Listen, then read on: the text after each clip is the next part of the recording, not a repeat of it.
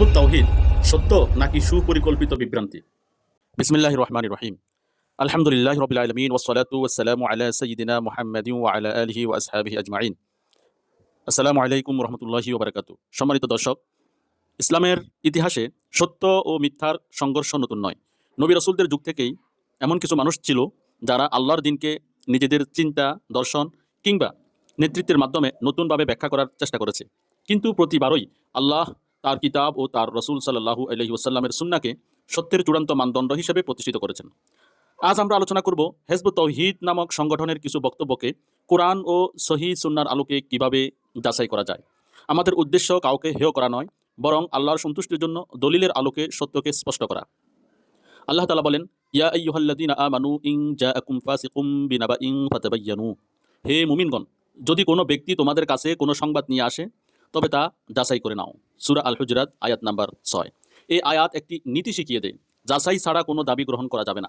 আজকের বাস্তবতা, বর্তমানে অনেক মানুষ মোহাম্মদ বাইজিদ খান পন্নী প্রতিষ্ঠিত হিজবুত তাওহীদ নামক সংগঠনের বিভিন্ন বক্তব্যে আকৃষ্ট হচ্ছেন। তাদের মধ্যে কেউ কেউ ইসলামের 1400 বছরের স্বীকৃত ইলমি ঐতিহ্য, সাহাবায়ে কেরাম, তাবেঈন, তবে তাবেঈন এবং আহলুস সুন্নাহর ইমামদের ব্যাখ্যা ফাঁস কাটিয়ে নতুন ব্যাখ্যার দিকে ঝুঁকছেন।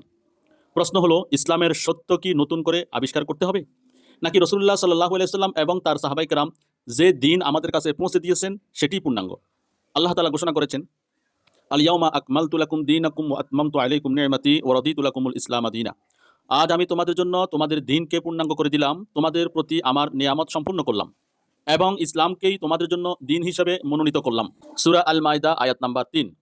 যদি দ্বীন পূর্ণাঙ্গ হয়ে থাকে, তবে এমন কোনো নতুন আকীদা বা মৌলিক ব্যাখ্যা কি গ্রহণযোগ্য যা প্রথম যুগের মুসলিমদের মধ্যে ছিল না? রাসূলুল্লাহ সাল্লাল্লাহু আলাইহি ওয়াসাল্লামের সতর্কবাণী। আল্লাহ রাসূল সাল্লাল্লাহু আলাইহি ওয়াসাল্লাম বলেছেন, মান আহদাসা ফি আমরিনা হাযা মা লাইসা মিনহু ফাহুয়া রাদ্দুন। যে ব্যক্তি আমাদের এই দ্বীনের মধ্যে এমন কিছু সংযোজন করবে যা এর অন্তর্ভুক্ত নয়, তা প্রত্যাখ্যাত। সহিহ বুখারী এবং সহিহ মুসলিম। এই হাদিস একটি মৌলিক নীতি নির্ধারণ করে দেয়। দ্বীনের যে কোনো দাবি গ্রহণের আগে দেখতে হবে এর দলিল কি, কোরআন কি এটি সমর্থন করে, সহিহ হাদিস কি এটি সমর্থন করে, সাহাবায়ে কেরাম কি এভাবেই বুঝেছেন। সত্যের অনুসন্ধানীদের প্রতি আহ্বান। আপনি যদি সত্যের একজন আন্তরিক অনুসন্ধানী হন, তাহলে আবেগ নয়, দলিলের ভিত্তিতে অন্তত নিজের কাছে এই 3টি প্রশ্ন করুন। প্রথম প্রশ্ন, এই বক্তব্য বা আকীদার সুস্পষ্ট দলিল কি কোরআন ও সহিহ সুন্নাতে রয়েছে? দ্বিতীয় প্রশ্ন, সাহাবায়ে কেরাম রাদিয়াল্লাহু আনহু, তাবেঈন ও আহলুস সুন্নাহর ইমামগণ কি এভাবে বিষয়টি বুঝেছেন? তৃতীয় প্রশ্ন, নাকি এটি পরবর্তীকালের এমন একটি নতুন ব্যাখ্যা যার কোনো গ্রহণযোগ্য শরঈ ভিত্তি নেই? যে কোনো মতবাদকে যাচাই করার জন্য এই 3টি প্রশ্নই যথেষ্ট শক্তিশালী মানদণ্ড। প্রিয় দর্শক শ্রোতা, ব্যক্তি বড় নয়, দলিল বড়। সংগঠন বড় নয়, কোরআন ও সুন্নাহ বড়। কোনো বক্তার আবেগ, জনপ্রিয়তা বা অনুসারীর সংখ্যা সত্যের প্রমাণ নয়।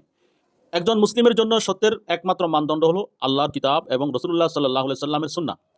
ইনশাআল্লাহ পরবর্তী পর্বে আমরা হিজবুত তাওহীদের নির্দিষ্ট কিছু দাবি কোরআন, সহিহ হাদিস এবং ইসলামের স্বীকৃত আলেমদের ব্যাখ্যার আলোকে পর্যালোচনা করব। আল্লাহ তাআলা আমাদের সবাইকে সত্য চিনে তা অনুসরণ করার এবং ভ্রান্তি থেকে বেঁচে থাকার তৌফিক দান করুন। আমিন। আসসালামু আলাইকুম ওয়া রাহমাতুল্লাহি ওয়া বারাকাতুহু।